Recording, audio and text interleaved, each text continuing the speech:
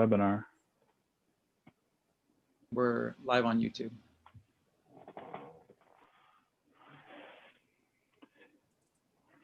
Afternoon, folks. I want to thank everybody for taking the time to be part of this midday virtual meeting. I know we had one last week in the evening. We're trying to do a midday evening. And we would appreciate you taking the time to listen to our presentation, as well as we will have a list of panelists from different departments with VTA that can answer any questions you may have on the draft 2021 Transit Service Plan. Next slide. So we want to first take a moment to let you know that we do have Spanish and Vietnamese translators available during this presentation. And in order to listen to the Spanish or Vietnamese translations, what you'll want to do is look for your control panels on either your smartphone or your desktop that you're using to log into this meeting. And you want to click the interpretation icon, and then select the language you would like to hear. And our interpreters are there now, interpreting this entire presentation, as well as taking your questions and providing answers during the Q&A. Victor or Clara? No, go back, please.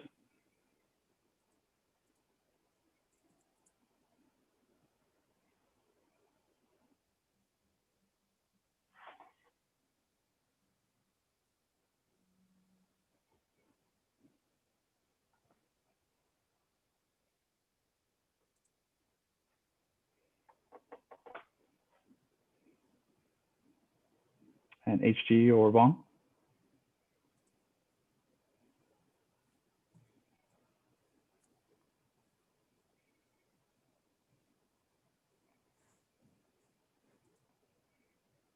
HG or Vaughn, are you available?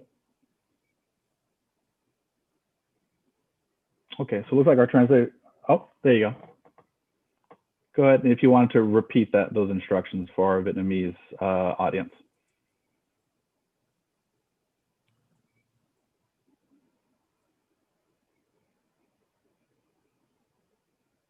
Okay, so just to let everybody know, unfortunately, Zoom right now is not offering Vietnamese as a language, so we had to reassign our Vietnamese audio track to Portuguese. So if you are here and would like to hear our Vietnamese translators, you would select Portuguese, and our Vietnamese translators will provide the audio, as well as providing question and answers on that audio feed. Go ahead, next slide, please. All right, so we wanted to go over the agenda for this afternoon's presentation. My name is David Lovato. I am with VTA's Community Outreach, and I'll be doing introductions of our panelists. We will also be going over virtual meeting etiquette and how you as an audience can participate in this afternoon's meeting. We're going to have staff presentation provided by Janice Soriano Ramos, who's the project lead and senior transportation planner for this project. We're going to move on to question and answers, as well as anyone that wants to provide comments for our audience that's watching today or listening. And then we're going to close on next steps. Next slide, please. And we want to make sure that everyone's aware that, in this new era of virtual meetings, we do have meeting etiquette that we would like everyone, including our panelists, to adhere to. We want to make sure that we're treating all participants with kindness, respect, and consideration. Our VTA planners and project team is here to address any questions you have on this project. We're going to ask that you type your questions and comments in the Q&A control panel below, and we will address those when we get to the Q&A section of this presentation. We ask that everybody mute your audio when you are not speaking. This includes our panelists. Just letting everybody know that right now, that everyone that's attending this meeting is muted, and you'll be unmuted during the Q&A portion. We're going to ask that you raise your hand if you would like to speak during the Q&A, and then lower your hand after speaking. And a reminder that VTA will not tolerate demeaning, discriminatory, or harassing behavior and speech. The VTA staff will remove participants who refuse to adhere to this code. Next slide, please. So how you can participate, for those of you that are either on a smartphone participating or if you're on a desktop. What you want to do is look for the raise hand icon in the webinar, and that is how you'll raise your hand to indicate that you have a question or comment that you would like to address our panelists. There's also a Q&A icon where you can actually now, during this entire presentation, type in any questions that you would like answered that's relevant to this project, this topic, the 2021 transit plan, or any questions that you have. Also, when you are raising your hand, we will be unmuting you, and you're going to get a pop-up that you see here that says the host would like to unmute your microphone. You're going to select that, unmute yourself, and then begin to speak. Next slide, please. And our folks that are doing the dial-in option, that are here, that are participating in this presentation through just their phone only, if during the Q&A you are participating by phone, you want to press *9 to raise your hand, okay? *9 to raise your hand when we get to the Q&A portion. I also want to remind folks that unfortunately Zoom does not offer the option that if you are dialing into this presentation, that the translation is not an option, unfortunately. So if you're dialed in and hoping to hear the Spanish translation or Vietnamese, the Zoom platform does not offer that at this time. Next slide, please. All right, and for our presenters, obviously myself, I'll be helping to co-host. My name again is David with Public Communications, and I'm a Public Communications Specialist, VTA. Janice Soriano Ramos, she's the Senior Transportation Planner and the Project Manager for this project. Next slide, please. During our question and answer portion of this presentation, we do have a list of panelists that can offer their expertise on topics relevant to the transit plan that we are proposing today. Kermit Cuff is joining us. He's a Transit Service Development Supervisor. Franklin Wong is the Deputy Director of Finance, and Brandy Childress is the Media and Public Affairs Manager. Next slide, please. So at the end of the day, what we're doing is we're trying to get feedback from our riders or the general audience, and we want feedback in comparing all these three plans that Janice is going to go over with you today. What we'd like for you to do is really look at how these proposed plans affect you. Does this work? Does this not work? And if so, why? So after this presentation, there's going to be a lot of information we're going to be throwing at you. What we'd really like you to do is visit the project webpage, look at the routes that you're using now, and see what's being proposed as far as any changes in each plan. Only one of these plans can be chosen by our VTA board in December. What service changes would you make to make this plan bearable is really what we're asking of everybody. Next slide, please. And our staff roles today, our panelists, myself and Janice, we're here to explain the proposal, pass your feedback on to the VTA board so they can make their decision this December, and use that feedback between now and the VTA board to revise this plan if necessary based on public feedback. Next slide, please. And before Janice takes over, I do apologize. I should have stated right in the very beginning, this presentation is actually being recorded, and we are live on YouTube. So those of you that are watching on YouTube, well, we welcome you as well. But just to let the audience and our panelists know that we are recording this second round community meeting, and this presentation will be posted on YouTube for future viewing, as well as the project webpage. So with that, I'm going to turn it over to the project manager, Janice Soriano Ramos. Thank you, David, for setting the stage for this virtual meeting here. And thanks again to everyone who's able to participate and chime in this morning. I really appreciate it on behalf of VTA. So to set the stage a little further, you may remember just recently we launched the 2019 New Transit Service Plan. And just to rewind back to then, this is the plan that we launched in December last year, and it was a huge undertaking. And certainly it was the first major transit network redesign that we've done in nearly decades.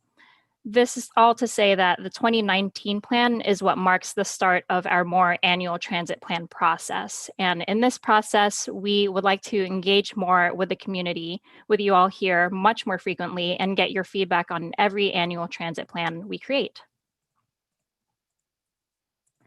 So just to give you some perspective of what that process looks like, every year the service planning process will more or less look like this, where we will develop a draft plan starting in the spring.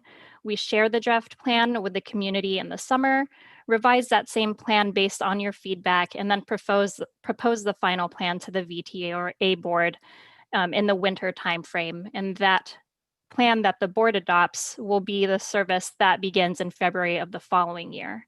And while we haven't strayed too much from this process this year, we are working under a tighter time frame than normal, having to account for a number of uncertainties caused by the pandemic before we even started developing this plan.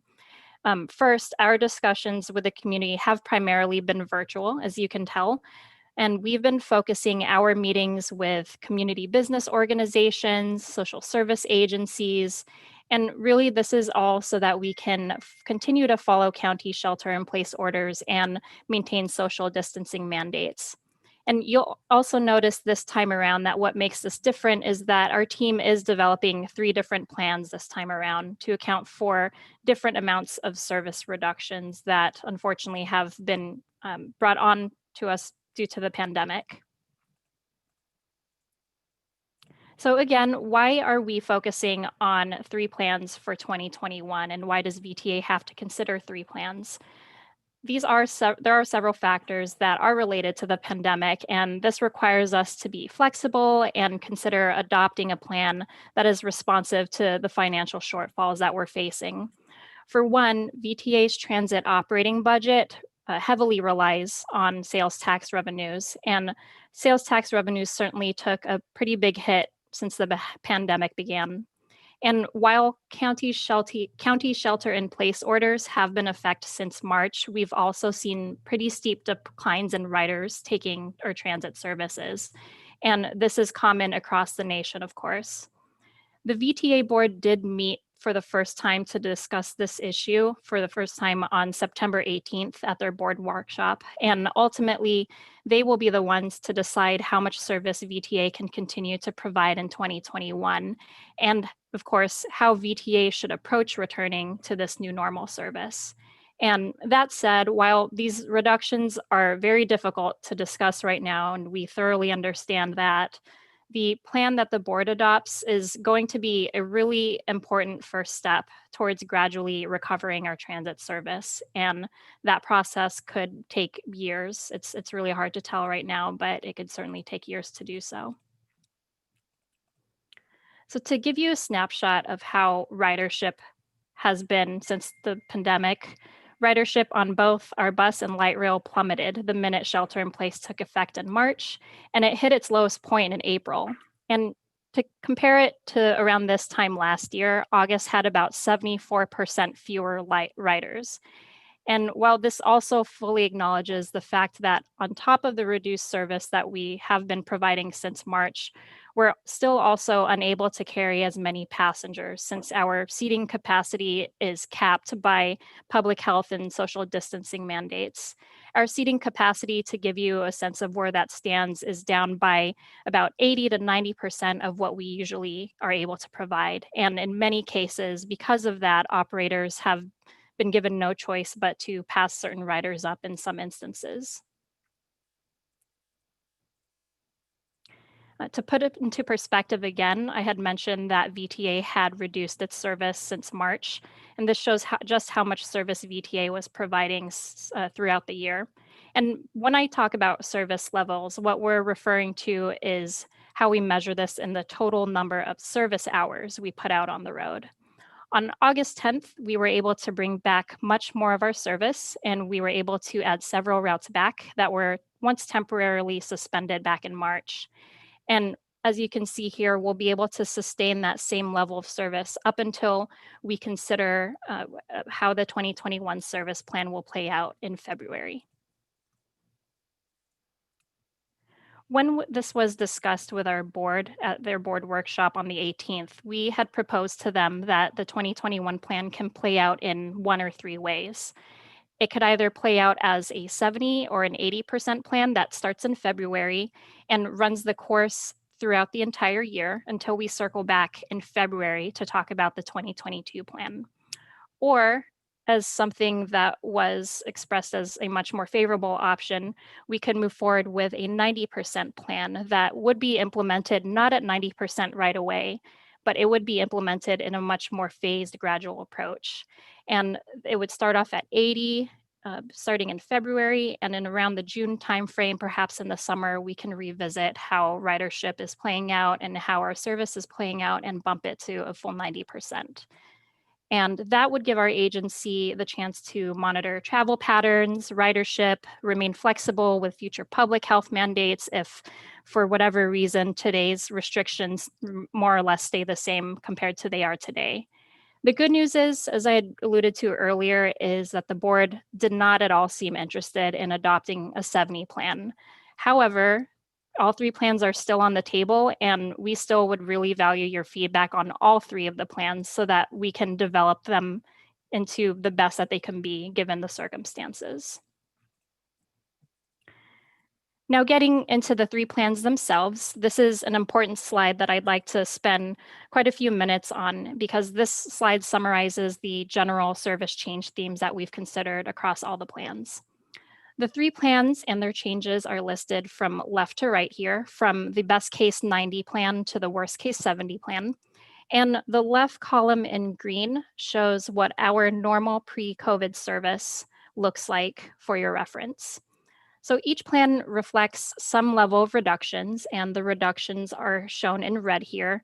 And these reductions take place in areas such as how frequently our bus and light rail service ends or operates, when our service ends, how much service we are able to provide in the middle of the day or over the weekends. And some plans propose the discontinuation of some routes or even add new routes altogether.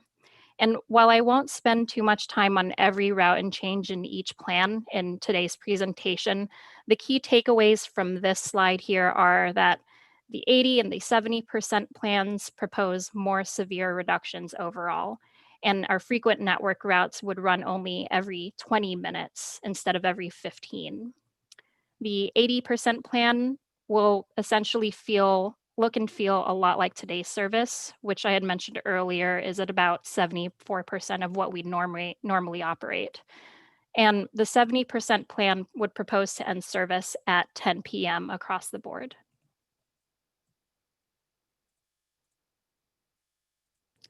As I'd mentioned, the frequency of our most frequent routes in our network is by far the most impactful change we would be able to propose for our network. And what I highlight here is that the 90% plan is the only plan that maintains our frequent network at every 15 minutes. And the next few slides are meant to really put into perspective what the remaining 15-minute network would look like. So here is what the 90% plan would look like. Then these again are routes that run every 15 minutes or so. And this network looks no different from the network we see today, but the only difference is that routes 60 and 523 would actually just run at every 20 minutes in this plan, so you will not see it on this network. Here's the 80% plan and the routes with 15-minute frequency here. And you can see that that is a far more severe reduction, with our light rail no longer running at every 15 minutes as a majority of our frequent routes as well. And then here's what our 70 plan looks like, which would only have the routes 22, 25, and rapid 500 running at every 15 minutes. Another thing that is worth mentioning is that the frequent network running at every 20 minutes would make it much more difficult for VTA to guarantee any sort of coordinated connections with BART service. And what we've heard from our BART counterparts is that in 2021, their trains would be running at every 15 or 30-minute headways. So it would certainly make it much more difficult for us to really coordinate our service with BART service running at these headways. As I'd mentioned in some of the plans that we are proposing 2 new routes. The first being the Rapid 568 that would act as a rapid version of the Route 68, and that provides service between downtown San Jose and South County. This would be a service that runs on the weekdays and has limited, more spaced out stops along the way. It would run in both directions throughout the day and would operate every 30 minutes. And unlike the Express 168, which provides similar connections today, the Express 168 really runs only 4 trips in the morning in one direction and 4 trips in the afternoon in the other direction. So the Rapid 568 would replace that 168 service in the 80 and 90 plans, but in the 70% plan, the 168 would remain. So as you can see, this is just a quick preview of what the Route 568 would look like. It would start in South County at Gilroy and make its way up towards Morgan Hill, but would continue to run down Monterey Road as it makes its way up to San Jose instead of taking Santa Teresa as its main route. And then it would also make its way up through downtown San Jose and make connections to the San Jose Diridon station, just like the Route 68 does. Another new route that we're proposing is a route that we are going to operate in partnership with the County of Santa Clara, where we've found a much needed market to serve essential workers at the Valley Medical Center on Bascom. So this we are calling the VMC shuttle. And this shuttle service would be open to the public and provide peak hour service between Diridon and Valley Medical Center. There's also a handful of routing changes that we've proposed in all or some of our plans that I'd like to highlight. One being the Route 59 that serves Valley Fair, Alviso, and the Bay Point Station. And while the plan proposes to change Route 59's frequency to some degree, as you can note in this table here, we're also proposing that this route extends to serve Winchester and Stevens Creek instead of the Valley Fair Transit Center, which it does today. And with that, the Route 60 would also no longer serve the Valley Fair Transit Center. And with these 2 improvements, this would certainly improve connections to Route 60, as well as allow for more transfer opportunities along Stevens Creek. And this change altogether would apply to all 3 of the plans. Route 70 and 71 are also going to see some changes as well in all 3 plans. And when you consider them as a package, they've got routing changes. So Route 70 would continue to serve East Ridge, but would extend service to Capitol Station. And it would follow the same routing that it does today between East Ridge and Capitol.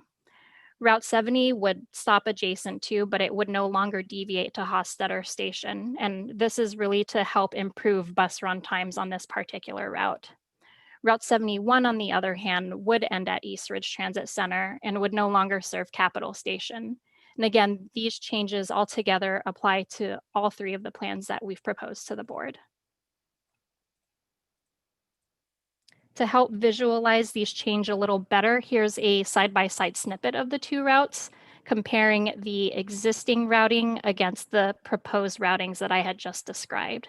And as you can probably barely see on this slide, you'll see that the frequent segment of Route 70 essentially extends itself at East Ridge and replaces what would have been a less frequent portion of Route 71. And here's East Ridge Station making its way down to Capitol Station. That becomes a much more frequent route in the proposed plan. The next couple of slides here are really just here for your later reference if you do decide to go back and rewatch this recorded presentation. In addition to these routing changes, you'll see that both routes have proposed changes to their frequencies depending on the plan that you're looking at. And what we have highlighted here in bold are what these proposed changes are when you compare them to our pre-COVID service. So again, here's Route 70 for your reference, and I will just leave Route 71 changes for a few more seconds here so that you can digest that.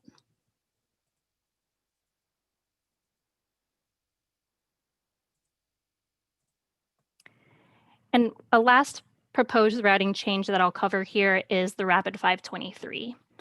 While the 90 plan proposes to reduce its frequency to every 20 minutes on the weekdays, the other two plans propose a frequency reduction as well as ending the route in downtown San Jose instead of Berryessa BART.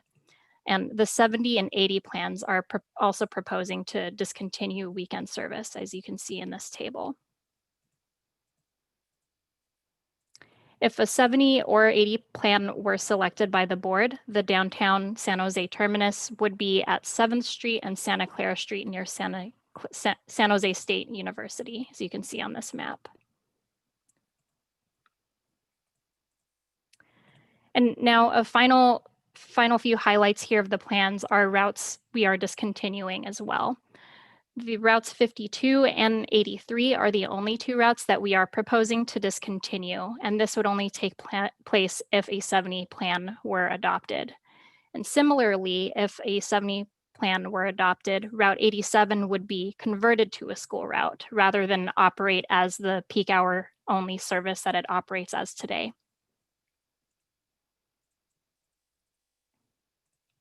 When we developed these plans, we closely look at how the service changes would impact our VTA Access paratransit service. And this is something that we do for every service plan that we develop. We look at everything from how its time of day service is affected to how its service areas are affected as well, since the service area of our paratransit service is largely based on our fixed route network. And because we are tweaking how late service would run in all the plans, we would find that some late night trips would be impacted, though it's very unlikely that many paratransit trips would be requested in the late night hours that we're proposing to cut after 10 p.m. The paratransit service area would change slightly in the 70% plan since we are proposing to discontinue routes that are on the edges of our network. And this next slide here will do a better job at illustrating what that means.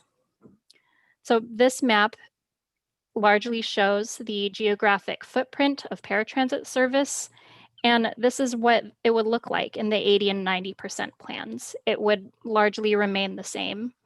But if a 70 plan were to be proposed or adopted, with routes 52 and 83 being discontinued in Almaden Valley, it would affect the service that you would be able to see for paratransit in Almaden Valley.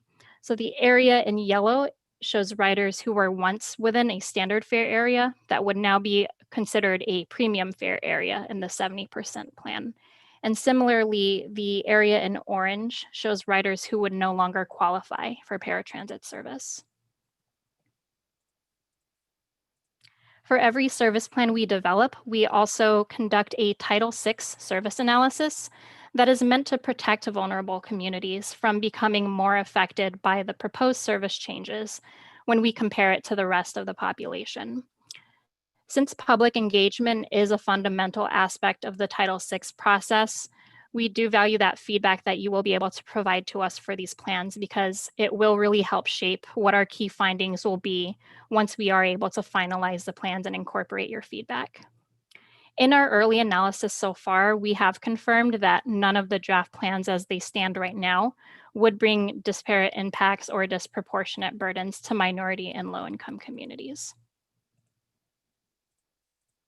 And in addition to this equity analysis, we applied an additional lens, and we also took a look at how ridership on routes that serve a high proportion of minority riders would be impacted by these proposals. And this is important because I want to note here that the routes that you see on the screen make up nearly 60% of VTA's system-wide ridership. And this indicates to us that a majority of these are frequent routes, and these frequent routes are clearly the most relied on by all of our riders, especially our minority riders. And so far, we can confirm that ridership on our Title VI routes would not be more negatively impacted than the non-Title VI routes in any of our plans. Outside of the 2021 service plan, just zooming out a little bit, our agency is committed to other related transit efforts. The first being our fast transit program, which is aimed at speeding up VTA buses and trains to make them operate more efficiently and thereby lower the cost of operating our service. This program is engaging us, staff, in efforts that advocate that our municipal partners can implement policies and actions that put transit first. Our agency is also exploring alternative mobility solutions. And this fully recognizes that our fixed route transit service is just one way that we can provide transportation services. And we've now become much more invested in looking at other service models that can meet the diverse challenges of our county, such as demand responsive services, van pool programs, and bike and scooter programs and the like. And last but not least, several months ago, we also launched our 10-point plan to strengthen trust in transit. And our agency is fully committed in making much more conscientious efforts, such as more frequent cleaning and sanitizing, encouraging the use of contactless payment options like Clipper Card and Easy Fare, and of course, continuing to enforce social distancing measures to continue keeping our operators and riders safe. Again, this virtual meeting and presentation is just one of several ways we're hoping to get your feedback.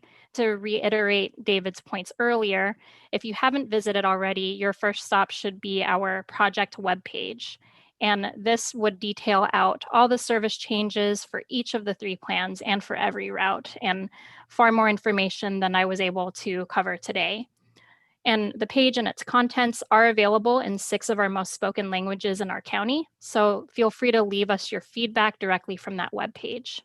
You can even, through that webpage, click on links that will lead you to the routes and the changes divvied up by city and explore online interactive maps. And the online interactive maps are certainly something new that we are trying out this year. And finally, you can reach out to our VTA customer service team if you'd like to speak one-on-one with someone on the plans that we're proposing to you today. Wrapping up with next steps here on the service plan, VTA is still in the middle of public engagement, and we are closing off for public comment on October 16th, and that'll give our team enough time to revise the plans based on your feedback and be able to present them for discussion at our VTA committees in November. On December 3rd, the board will reconvene to discuss the 3 plans and select the amount of service to adopt in 2021. And finally, the plan that the board selects will begin on February 8th. Now I will stop sharing my screen and transition it off to David, who will kick off our Q&A session. Thanks, David. Thank you, Janice.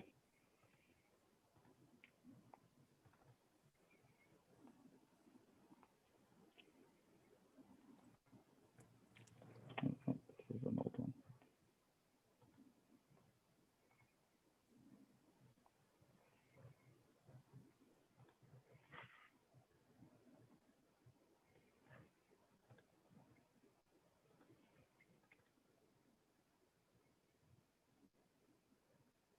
Sorry, folks.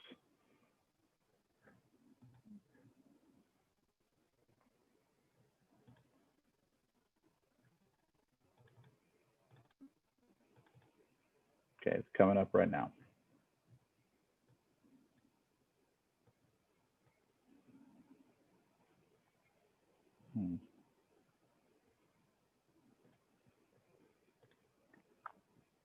All right. All right, so folks, so we're going to move on to our question and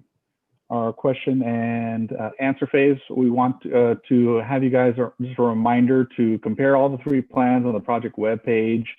We're really asking our folks, what you would like and what you'd like to see changed.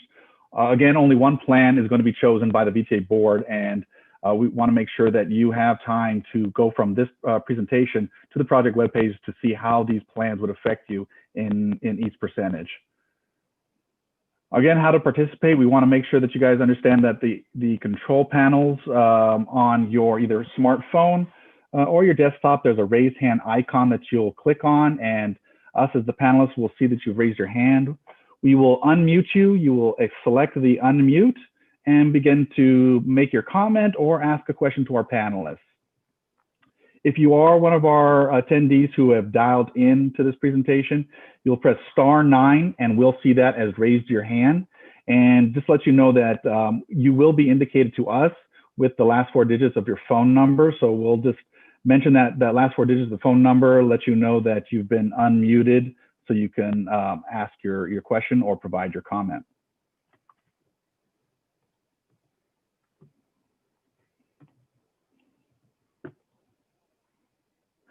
I'm sorry. All right, and with that, do we have any participants that have questions? Oh, sorry.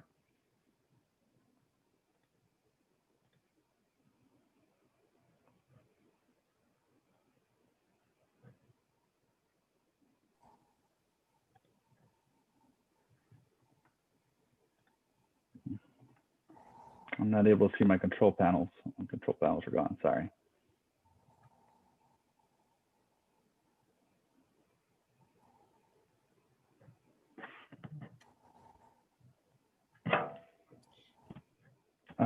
I don't have my control panels. Kathleen, can you see?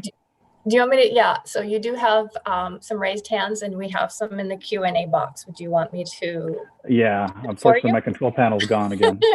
Okay. It was working fine before. Okay, well, while you get that back up, why don't I go ahead and I'll start with your, I'll start with the raised hands for you. So hold on one second. Start with the first one. I hope I say your name right, so I apologize if I do not.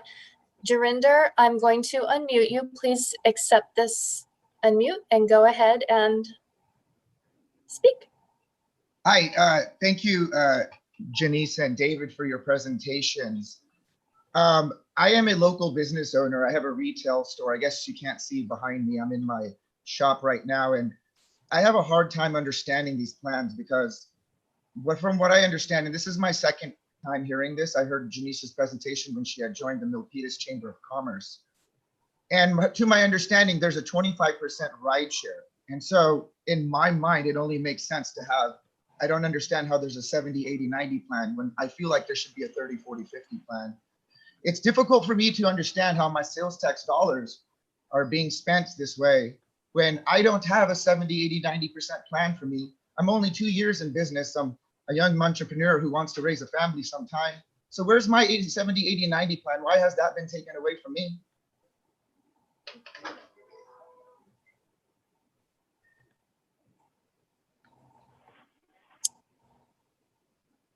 That sounds like maybe a Franklin question. I don't know if he's on the line. Yes, I am. I'll try to answer this.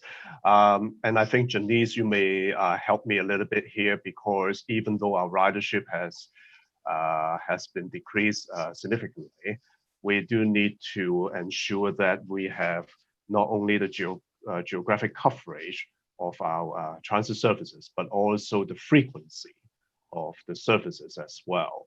So it's not a one-to-one, ratio between, ridership level vis-a-vis the service provision. And also, we also want to ensure that, we provide adequate level of services to ensure that, the remaining 25%, or hopefully, the ridership will increase in the future, will be able to utilize transit, when they need it. It's bringing people from point A to point B. So I guess, Janice, you have anything to add? Sure, thanks, Franklin. So while I understand that there are sometimes questions about why we are not reducing our service any further than a 70% plan, that is something that would really that would cause our county to face really dire consequences. There's bigger things at stake in addition to being able to provide more frequent service. The more frequent service that we cut, the less reliable our service becomes. And if we were to start any lower than 70%, I can guarantee you it would be very difficult to earn our riders back, and it would be very difficult to see any of our riders continue to ride public transit in general. So I will leave it at that for sure. And a lot of, something I haven't really covered today, but we have discussed with the board, is there are other implications on how development can occur in the county. So if we were to even consider a much less frequent service than 20 minutes, that would really impact how affordable housing would certainly progress in our county. That would affect other developments who really rely on things they qualify for if they were to be adjacent or be continued to serve by very frequent transit. So it's a bigger, this is just a small piece of the puzzle. I think there are other things that are very reliant on providing a frequent service.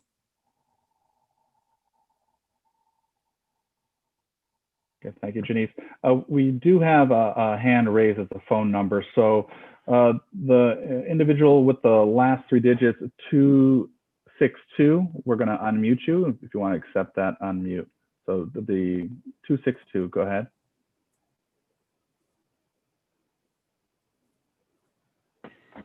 Thank you. This is Roland, and by the way, unmute is *6 on the phone. So first of all, thank you for the presentation. Thank you, for this plan. It's a good plan. I like the routes. I like the, fast frequent routes. And I have been a strong advocate for the 568 pre-COVID.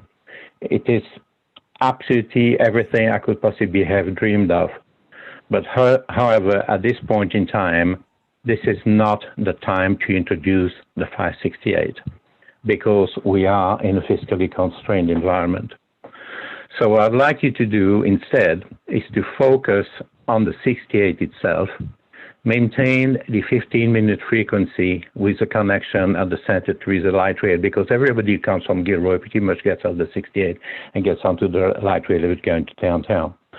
I also want you to maintain the frequency on the 22, the 523, and last but not least, I really, really don't want any cuts whatsoever in paratransit. So basically, you know what the numbers are, you know what we have to do here. The other comment I like to make is that right now I'm looking at this gigantic clock, which says 1 minute and 35 seconds. And for the record, I also attended the last meeting. If you go and look at YouTube, for the last 30 minutes, you're basically looking at a clock. And is there any way that you could change the screen, split it, so that the clock maybe is on the right side somewhere, and on the left side, we can see the VTA staff who are attending this meeting, and we can see what their reactions are. Much appreciated. Thank you. Thank you.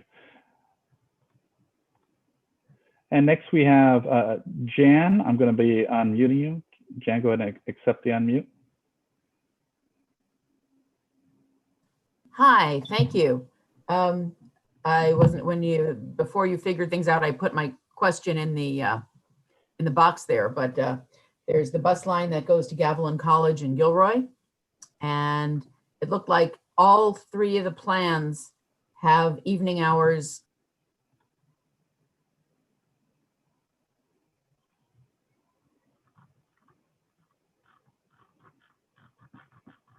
Jan, looks like we lost your feed. What you can do is, if you want, go ahead and re-raise your hand, and we'll. Okay. We'll Can you... Oh, there you go. We got you. We got you. Okay. It looks like all 3 the options eliminate evening service to Gavilan College in Gilroy, and this is an equity issue for us because that's our lowest income students who are then unable to take evening classes. Because they'll get stranded on campus. I would like to, if that's okay right now, because we're in pandemic operations, but I'd like to ask that for when we do the from 80 to 90 restoration, that evening service at even if it's only 1 trip at 9:30 p.m. Be maintained to Gavilan College so that evening classes are accessible to our low income students. Okay, thank you. Thank you. And we're going to take one last hand and then switch over to Q&A, and then we'll come back to hands. Demi, I'm going to unmute you. Go ahead and accept the unmute. I actually just post my question in the Q&A as well. I just wanted to know, because right now we are in the pandemic, and then a lot of students, they don't currently go to school at this moment. So this that just, to me, this plan doesn't affect me too much, but I wanted to know once of what in the future we'll be able to change the plan, or this plan is permanent. That's my question. Thank you. Thank you. Janice, did you want to answer that question? Sure. So this plan would apply to 2021, and all of the 3 plans that we are discussing would apply for the 2021 service cycle. So every year, every February is when we consider new changes to our plan. And so every year, certainly expect us to come back to the table with you all and discuss any future changes. But I will say this year is very crucial to figuring out where VTA can start off to gradually bring our service back. So in a best case scenario, if the VTA board were to bring us to a 90% plan, we could certainly start at whatever changes we propose for the 80% plan. And then as we get closer to around the summer timeframe, we can revisit and see what we could add as part of our 90% plan. So it is a gradual transition to hopefully 100% someday, but this is just the first step of many. So every year we will certainly revisit this. Thank you. Just let the audience know I'm having technical difficulties controlling the timer and hands raised. So if everyone's okay with it and everyone agrees, we're going to stick to this slide, which posts the project webpage so that I can control hands raised and going back and forth with Q&A. But we do ask that you limit your comments of raised hands to 2 minutes. I will have a timer here in front of me, and I will have to cut you off if we get a little long on our comments. So rather than trying to control the timer and hands, we're going to be going with that. Okay. We're going to switch over now to Q&A. Kathleen, who is a community outreach supervisor, is going to be facilitating our Q&A portion. Thank you, David. And just let everybody know, I will be reading out loud the questions that are relevant to the transit service plan. And if there are comments, we thank you for that. They are being recorded, but I'm not going to read those out loud. Okay. So first question, good one for everybody here. What is the start date for the proposed changes? What is the end or reassessment date? I think that's a good one to reiterate. Janice, maybe that's a good one for you. Sure, I will take that one on. So the board will adopt the plan, whatever the final plan is, in December at their December board. But once that's adopted, any of the changes that are in that plan will be implemented on February 8th of next year. So that would be day 1 of our new transit service, February 8th, 2021. Thank you. And it looks like there was a second part of that question, which was, when do we reevaluate? Reassess, right. So depending on which plan we choose, let's say the board chooses a 90% plan, we would have the opportunity to revisit in the middle of that year to see if it would be appropriate to ramp back up to a 90% plan versus an 80%. But if we were to go with an 80 or a 70% plan, then we're looking at another opportunity to look at what the 2022 plan looks like. So it would follow the same process that you see here today. Thank you. And I realize I read that a little fast, so I will slow down a bit. Next question, is Valley Fair Transit Center being considered for permanent closure? That's the transit center, not the mall, prompting that proposed routing change for Route 59. Yes. So the proposed routing for 59 and actually the Route 60 would prompt the Valley Fair Transit Center for permanent closure. So there would be, once we make those changes to 59 and 60 and all 3 of the plans, we would no longer be operating out of Valley Fair Transit Center. This is Kermit. I just wanted to add to that one of the longstanding complaints we've had from customers, is that the 59 doesn't connect with service on Stevens Creek, and 59 goes to O'Connor Hospital and things. So we really were trying to get it down to reach Stevens Creek, and And then that was the reason we were staying in Valley Fair now. But then once we can go to Stevens Creek, we wouldn't need to do that deviation into there. But we would still have stops nearby.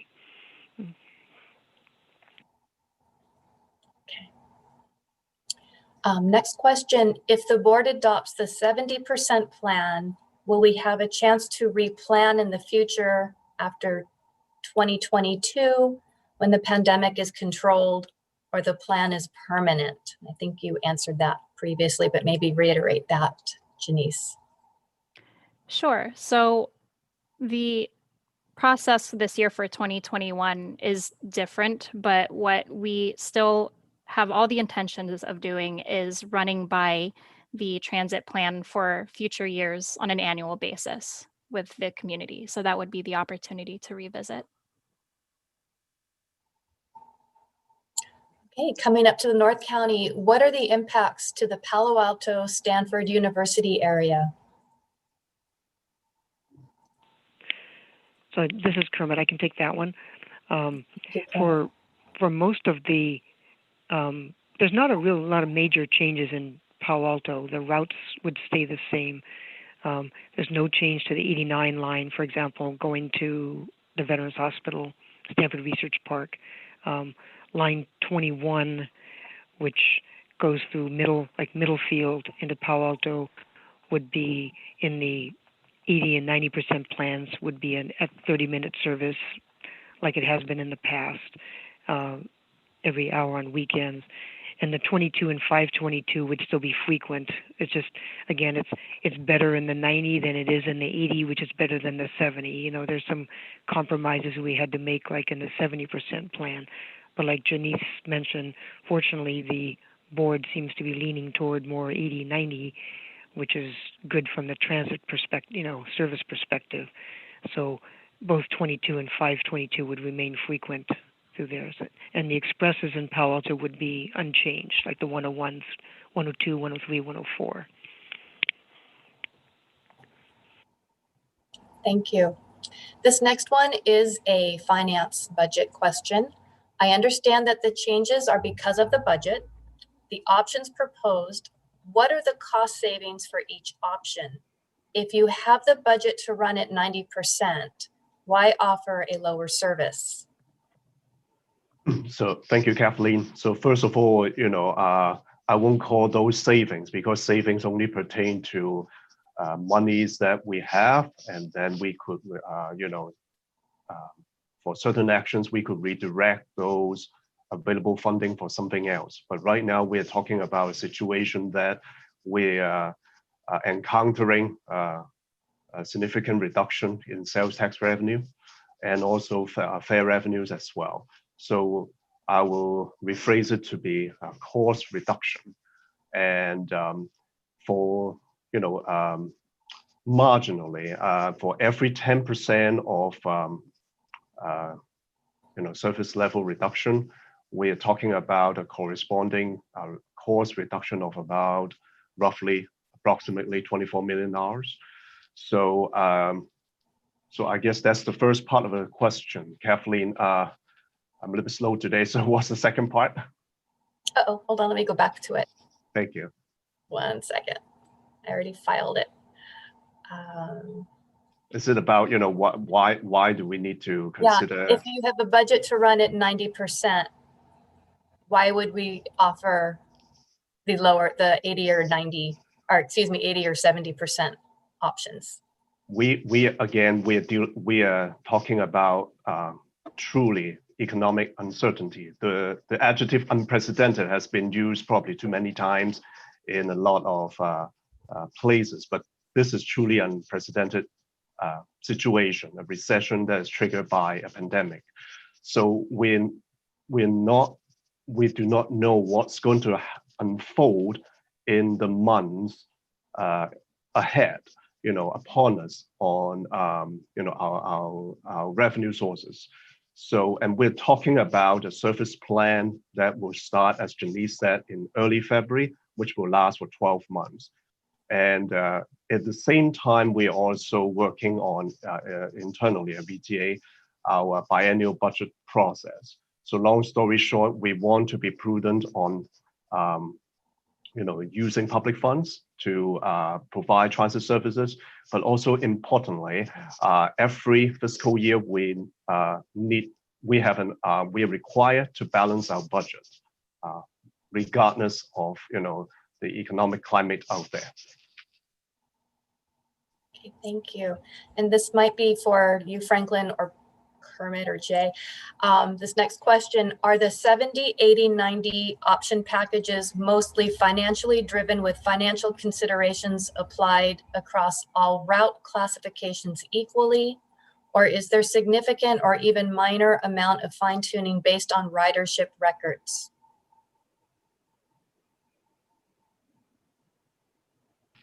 Jay, if I may, I can start, and then Jay, you're going to pick it up, because you're the expert on the ridership side. But I'm going to say in general is two main factors. We do see a significant drop in ridership since the pandemic started, and the shelter-in-place order has been with us since March. For every 100 people that we pick up before the pandemic, right now, our system is picking up about maybe 25, 26 people. So that's one. And also, as I mentioned a minute ago, we are dealing with a significant drop in sales tax ridership, sales tax revenue, and also fare revenues due to the significant drop in ridership. Yeah, thanks. And then in addition, we also are always looking at ridership. So like the 59 connection to Stevens Creek and the 568 are two good examples of tuning these plans to the changing travel patterns that we see in the pandemic.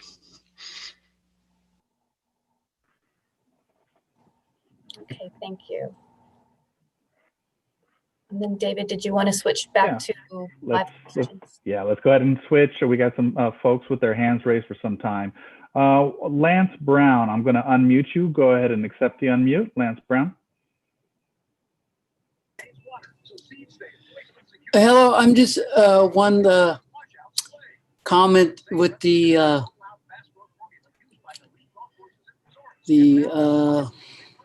reduction in the seating capacity on the buses. Is there any consideration to roll out more of the double length buses like you have on the 22 and the 522 to other routes? I can answer that question. It is a challenge for us. The limited social distancing on board is certainly, like Janice said, our capacity is down 80 to 90% just because we have to socially distance on board the vehicles. We'd love to be able to put articulated vehicles, the 60-foot buses out in more routes, but there's a lot of operational challenges with that. The most important probably is that most of our bus stops just don't have the room to fit 60-foot buses. And so we're really limited on where we can put them. Also, we're using our articulated buses on our most popular routes like the 522 and the 22. So they're already out there used on the highest ridership routes. It's a great comment. It's a situation that we are trying to deal with every day. We have some standby buses that are deployed in real time, but there's only so much we can do. So it's just a really challenging environment. But yeah, thank you for that question. All right, and next we have Mark Renfro. Mark, I'm going to unmute you. Well, hello there. Thank you for getting my call and everything. I personally think with the 523 and the 21, I think the 21, when you said it runs every half hour, have the 21 runs from Santa Clara once half hour, and then the other 21 from the train station run the other half hour. And then with the 523, that needs to stay put because of people with disabilities where they live. You guys made it accessible for them, and then you guys are changing routes left and right, 54, 523, changing the times, deleting the times. So how would they get from one bus stop to the other when you guys are changing it every quarter or every year or change, doesn't make any sense. Thank you, Mark. Janice, did you want to respond to that? I guess speaking to the 523 portion of the comment, And also Yes. to I don't know if there's- how we're handling the annual program, how we're going to be reviewing it annually on these slight changes. Oh, Yeah. okay. Sure. So we still are moving forward with reviewing these plans on an annual basis. And as Mark alluded to, we also do make incremental changes or just tweaks depending on what we see happening on the field for every sign up period. So we do this 3 times a year, but those are more minor changes that we can certainly consider your comment for the 523 on just making schedule refinements. Does that clarify it? Thank you. And next we have Jessica Jenkins. Jessica, if you would like to accept the unmute, go ahead and provide a comment, question. Hi, can you hear me? Yes, Jessica. Hi, thank you so much for this presentation. So like a lot of folks who use VTA, I have a disability that prevents me from driving, so I am transit dependent. So I am definitely appreciate you giving us the opportunity to weigh in on the possible changes, and of course would urge you to, well, I will urge the board to adopt the 90% change as opposed to the other options. One concern I have is about the reduced frequency. In practice, what I found was happening pre-pandemic was that some drivers were not showing up for the routes, and I was told by VTA customer service that there was a driver shortage. Well, what happened in practice is if a scheduled bus just didn't show up at all, I would sometimes be waiting for 30 or 40 minutes. And so my concern with the reduced service is that that will become more frequent and it would undermine, rider trust in the service, which would cause a downward spiral, I'm sure, for you guys in terms of recouping fares. So I'm wondering what your plan is to address and mitigate, drivers not being available. Thank you. Thank you, Jessica. Jay or Brandy, did you want to respond to that question? Jay, do you want to take a shot at that first? Could you repeat? I'm sorry, I was looking at other questions. I think I can kind of recap the very good and pointed comment. And we also want to say thank you for writing. We were dealing with a bit of an operator shortage pre-pandemic. And, the comment was, how are we going to maintain rider trust if, in fact, we have all of these cuts and we are also dealing with a driver shortage, leaving customers behind. And similar to another question I answered in the chat box is, people are wondering about furloughs and layoffs of operators if we do, in fact, have a major service cut. And what we are looking at is usually an attrition rate that we have towards, the end of the year when operators are retiring or promoting to other positions or leaving for other jobs. We tend to have a good net of operators to cover those services, but it's absolutely something that we have to balance with the service levels that we have on the street. And we'll continue to work through that. Right now, we're seeing a really good come to work rate from our operators. Of course, we were dealing with some shortages because our operators, just like everyone else, was dealing with the health pandemic. Some folks needed to be off. Some people had to take care of loved ones or children who had no other option than to stay home and go to school. So we've had a bit of a dip, but we have had a really great return to work force, and we're seeing a lot of of our operators coming to work. So that's a very positive thing for us. Thank you, Brandy. And we're gonna go to Kai Wetlitson. I'm sorry if I'm mispronouncing your name. It's Kai. I'm going to unmute you. Go ahead and accept the unmute. Thank you, David. Yeah, you actually got my name just about right on. So kudos to you on that. So I have 2 questions, one from the perspective of a daily rider and transit advocate here in Silicon Valley, and also as a voter. So my first question is this. With all 3 of these, actually, I want to start with a comment. The 70% plan, especially with the cuts to the service span, are absolutely untenable. If the board considers a 70% plan or some of the cuts, even in the 80% plan, I guarantee you will lose riders and you will lose the trust of the voting public. So my question as a voter, what assurances can I get from the VTA board and from you guys today that will help me feel confident that VTA will commit to restoring service in the future? And my second question is this: with all these cuts to especially frequency, what guarantees will VTA offer me as a rider to ensure that I'll be able to transfer from one bus to another, especially with a lot of the routes that are being proposed to being cut down towards frequencies of 30 minutes or even worse, once an hour, which is, it's unthinkable that we have frequencies like that here in one of the most populated metro areas in the entire Bay Area. What assurances can VTA give me that I'll be able to switch from one bus to another? Thank you, Kai. So 2 questions there. The assurances of our VTA plan to restore frequency and also to ensure that our transfers improve. Janice or Jay, would you like to respond to that question? Yeah, I can try to start with, I don't know about assurances. We run as much service as we can afford. And so I think that's the best answer I can give you on getting back to a good, quote unquote, good service level.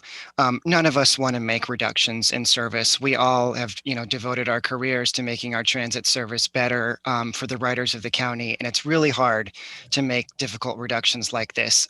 We all would like to get back to a place where 15-minute service is the norm. And actually that gets into your second question, which is, facilitating connections and transfers between routes, because we know and as riders, it's very difficult to make connections when you're talking about 2 30-minute routes, when, you just missed the connecting bus and now you have to wait 30 minutes. And, a lot of people just give up on transit at that point. So really frequency really matters in our network, especially when riders have to make transfers. So that's why we really hope that we can offer a 15-minute network for the routes that, so riders can transfer. So I don't know if that answers your question. We would like to get back to that place, even if not right away in February, as quickly as we can in the future. Thank you, Jay. We're going to do one more hand raise and then switch back to Q&A. John Rainville, if you'd like to accept the unmute and provide your comment or question.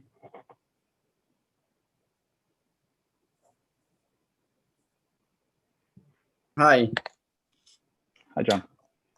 My question is this just for the service plan or is this for any comments or questions?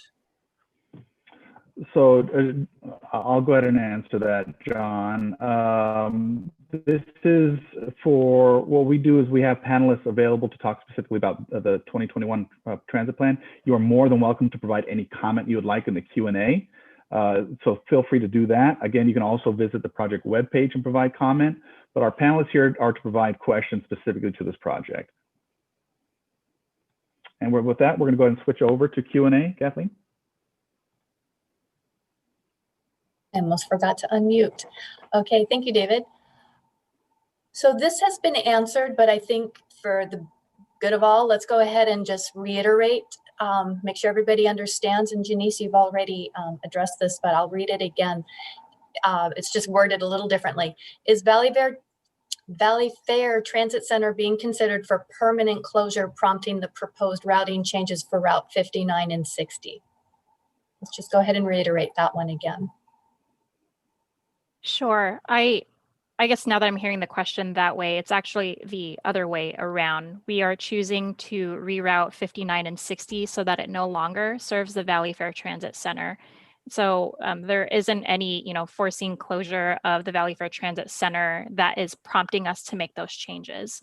We are making changes to the Route 59 and 60 to really improve the connections between the two routes, as well as improve connections along Stevens Creek, because that is one of the most common comments that we've gotten about service in that area, is to really improve those connections there. So I think with making those changes, we would no longer have to serve Valley Fair Transit Center, and we could certainly close that down permanently.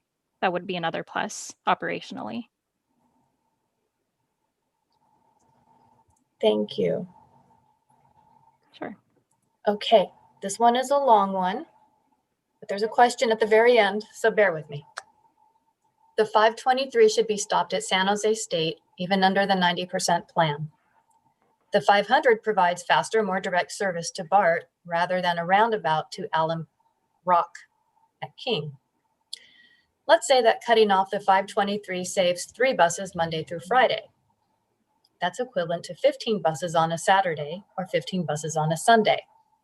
That would be a huge amount of service that could help preserve more frequent weekend bus service. We're halfway there. An example would be keeping 45-minute Saturday service instead of 60 minutes on the 27, or 30-minute service instead of 45 minutes on the 55, or 20-minute Saturday service instead of 30 minutes on the 66 and 68. Could staff please provide an analysis of what weekend service that could be preserved by modifying the 523 to end at San Jose State instead of continuing to BART under the 90% plan? Not sure if you can do that in this scenario, but see what you can do. This is Kermit. I can take a stab at that one. I mean, obviously we can't give an analysis right off, like a back of a napkin analysis right now. But what I do want to share is that the 523 is one of the most important issues that we have to deal with in this service plan, because currently it goes all the way to Berryessa BART. And in the 80% plan, it was proposed not to stop it downtown. And then in the 90%, stay at Berryessa BART. And so in the event that the board chooses to go to 90%, we would be kind of, as the plan stands, we would be faced with the 523 stopping early and then later on being extended out, which we wouldn't want to do that. So we need to find a good solution for the 523. And the biggest questions are, should it run on weekends or not? Can we afford to run it on weekends? And should it go to Berryessa BART or not? You know, we haven't been able to see, due to the pandemic, what the ridership would have been like on weekdays. San Jose State is out essentially. So that is one of the areas that we would love to get comments on, constructive comments on, because if the 523 did not go to Berryessa BART, like you mentioned, on the weekdays, like in the 90% plan, that would buy hours to be put elsewhere in the system, whether it be on light rail or on buses somewhere else, whether it be weekday or weekend. It's just, we look at it as sort of hours. And so of the things that people have asked for, we could do more of those things. So it's a trade-off, but that is an area that we would like to get public comments on, because we are going to be we need to do something with that route. Thank you. The good thing is all of this is recorded, so we have this already set up. Okay, next. It's not coming up. There it is. Almaden is at least 30% minority. How many percent do we need to be considered under affected minority community? Also, we are way older than the San Jose population. If you cut the 83, don't you think we would be affected? I don't ride a bike anymore because I'm afraid of breaking a bone. I can take this one. Thank you, Chair. That's a great question. So our system average is 68% minority. So Almaden's Route 83 is 57.1%. So it would have to be higher. So in other words, 83 is more white than our system as a whole. So, I mean, it's a good question. And thank you for the comment about the impacts of the 83. It's not fun to propose a reduction like that, but I hope those percentages help to answer your question. Thank you. Next one says, sending the 101, 102, and 103 to Stanford once the shelter in place is over. I'm not certain that would require more buses, but this incremental change would help ridership increase, and you might get Stanford to help subsidize costs. This is Kermit. I can say that about 3 years ago, Stanford University proposed exactly that we extend some of the expresses to the university, and they would, and yes, it does end up taking more buses just because it takes longer to go there and you can't go back and do a second trip necessarily, things like that. But they, in the end, they decided, their upper management decided not to pursue that. But it's something that we can take as a comment and bring up with the university for the future, sure.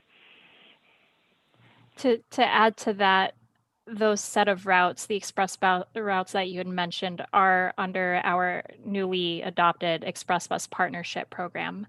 So today, those routes are sponsored by Stanford Research Park. And as Kermit has mentioned, they had considered extending it to the university area. And while that's something that they're not considering in the short term, that may be something that comes up in the future, and we're happy to take that comment and discuss that with the sponsor. But I think at this time, that isn't something that they are considering. Okay, next question. Will the Route 22 resume to 24 hours when we flatten the curve? I can take that. It's all to be determined. Like Janice said, the 2022 service plan, we don't know what that's going to look like yet. We'll have to see what happens as far as ridership goes, finances go, and social distancing, all those things in 2021. And so that would be probably a discussion that we'll have in this summer and fall of next year when we get ready for the 2022 service plan. Good question. And where will the line 59 go to if it does not serve the Valley Fair Transit Center?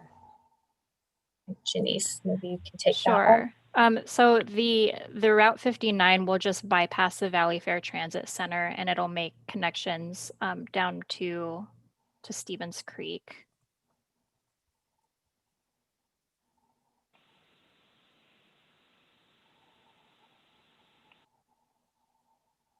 Okay, so had to take a breath there. It was a long one, so I was taking a breath there. I chose 90% plan to help me commute from McLaughlin to Tully to De Anza College, since Route 72 wait is every 15 minutes, and transfer to Route 23 at Santa Clara and 5th, which can wait every 15 minutes, while Rapid 523 wait is every 20 minutes, which is 5 minutes more than Route 23. Will this help? Maybe that's a Jay or Kermit question.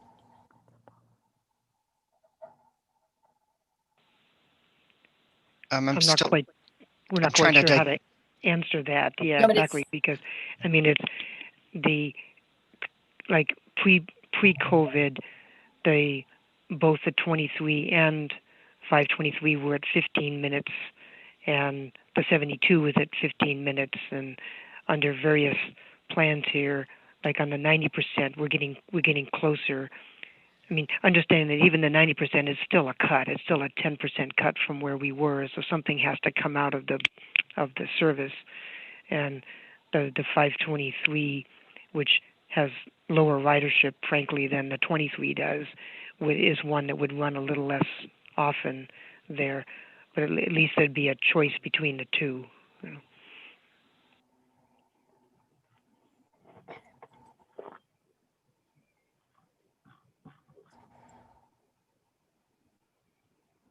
And make sure I got the right one here. Okay, I'm going to do this in two parts because there's a discussion going on here. So in Franklin, it's a financial one, so bear with me. The first part was Measure RR would have generated $106 million a year pre-COVID, including $56 million a year from Santa Clara County. But this funding is for Caltrain exclusively, including the extension to Gilroy. That was part one. Followed by, I thought Measure RR is a Caltrain measure, not BART. VTA funds a portion of Caltrain operating expenses, but this would no longer be coming out of VTA's budget. Could you please confirm this? Yeah, so those are very good discussion. First of all, there was a BOT measure RR years ago for 3 other Bay Area counties that they move forward with that. So the BOT has been benefited from that local measure. And Caltrain, as you know, this individual have said, you know, has a local, regional measure affecting San Francisco, San Mateo, and Santa Clara counties, and that measure will go to the ballot in those 3 counties this November 3rd at the general election. The projection figure that the individual quoted, I believe that was done some time ago, and of course, you know, we are very we're very supportive of that, you know, local measure. Hope that, you know, that will be approved by the electorate, so that the Caltrain will be able to have this dedicated fund sources for them going forward. But given as we all know, you know, Caltrain has its own financial issues to deal with. At this point, you know, given that, you know, the adoption of that local measure is still an unknown, we cannot assume that there's going to be a goal and then we plan accordingly. And as I said earlier in this workshop, we need to be prudent of public funds, and as a public agency, we're required to balance our budget every fiscal year. So that's why we are considering, I mean, we're taking public comment and also providing our board recommendations on, you know, these possible service scenarios. Thank you, Franklin. This is going to be a schedule question. It starts with a comment.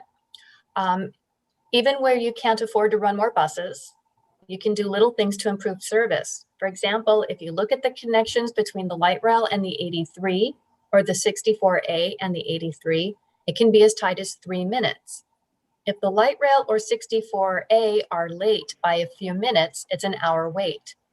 Can you at least reschedule the 83 so that there is enough buffer time to make the connection? Yeah, the challenge with routes that are hourly is that you can only make so many connections. Now, on the case of the 83, the primary connection is to and from light rail. The way that route is structured, like let's say the light rail schedule we set earlier on. Once the light rail schedule is set, let's say we decide to leave 6 minutes after the southbound light rail has gotten in, for example. And because that route does not have a layover at the end, we just go down, turn around, come right back. That determines what time the bus is going to get back to. So if we leave at the ideal time going southbound, it may just work out so that we only come up and have like a 1 minute connection to light rail, which we would not, which was, you know, really bad. So we'll have to compromise on both sides, like to try to find the solution that works best. Same with the 64A.